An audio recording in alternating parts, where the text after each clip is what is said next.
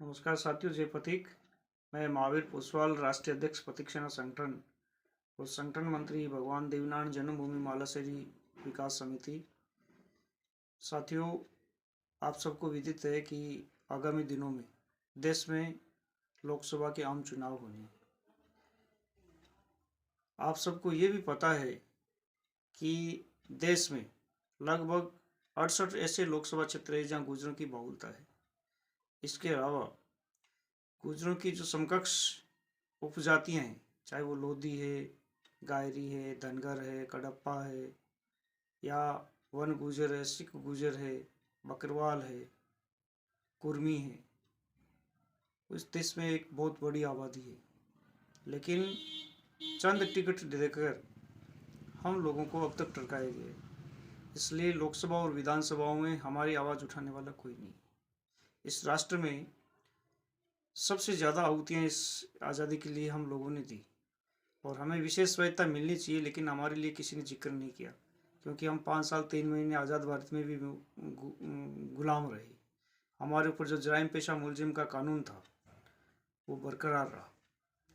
साथियों, आम चुनाव है, हमारे राजनेता मजबूर है, वो बोलते नहीं, क्योंकि बहुत कम राजनेता है और कब उनकी टिकट कट जाए इतना भय उन लोगों में पार्टियों का है। समाज सोया हुआ है, संगठन चुप है, या संगठन राजनीतिक दलों से जुड़े हुए हैं।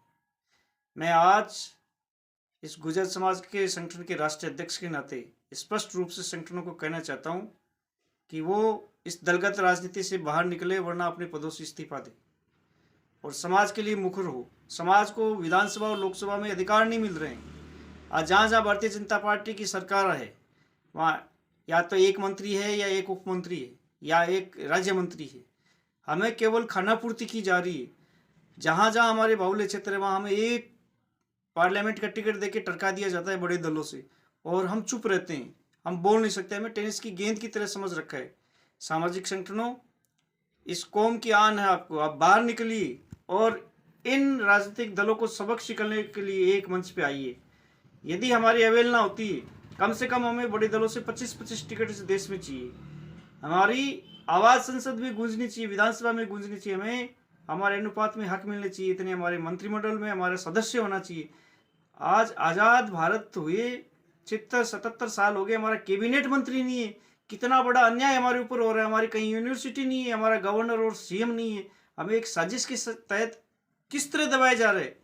विमुक्त घुमंतु जाति के कई बार है वो सर्वे हुए, आयोग बने, लेकिन लागू नहीं होता। ये एक बहुत बड़ी सोची समझी साजिश है। ओबीसी में हमारे कितने आईएएस आईपीएस बने, यूपीसी में हमारा मेंबर क्यों नहीं बना। ये बहुत बड़ा एक भौगोलिक क्षेत्र है जहां हमें आज तक टिकट नहीं दिया जाता है, और हमारे से बहुत कम संख्या में जो लोग हैं उनको 10-10 12-12 टिकट दिया जाता है, और हमें एक टिकट देके टरका दिया जाता है। और राजनीतिक दल इसलिए उपेक्षा कर रहे हैं कि हम चुप है।